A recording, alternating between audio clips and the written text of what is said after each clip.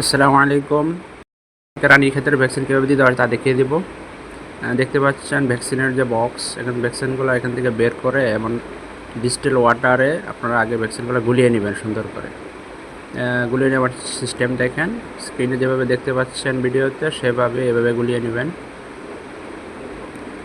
তারপর ভ্যাকসিনটাকে একাধিক ড্রপারে ভাগ করে নেবেন, তাহলে দ্রুত দিতে পারবেন ভ্যাকসিন। তারপর ভ্যাকসিনের ড্রপারের মুখ লাগিয়ে তার উপরে পরিষ্কার ঠান্ডা পানিতে এরকম একটা কাপড় ভিজিয়ে নেবেন। তারপরে ভ্যাকসিনের ড্রপারের গায়ে লাগিয়ে দেবেন। এটা করার কারণ হচ্ছে হাতের গরমে যাতে ভ্যাকসিন নষ্ট না হয়ে যায়। আপনারা জানেন যে ভ্যাকসিন ঠান্ডা অবস্থায় রাখতে হয়। তারপর এভাবে সুন্দর করে বেছিয়ে দেবেন। তারপর প্রতিটা মুরগিতে 1 ফোঁটা করে দিয়ে দেবেন।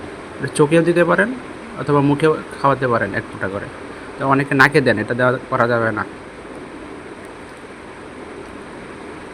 হ্যাঁ, আর ভ্যাকসিন দেওয়ার ফাঁকে ফাঁকে যখন গরম হয়ে যাবে তখন আবার এরকম ঠান্ডা পানিতে ভিজিয়ে নেবেন, এতে করে ভ্যাকসিনের কার্যকারিতা ভালো থাকবে। তারপর আবার বাকি মুরগিগুলোতে এভাবে দিয়ে দেবেন।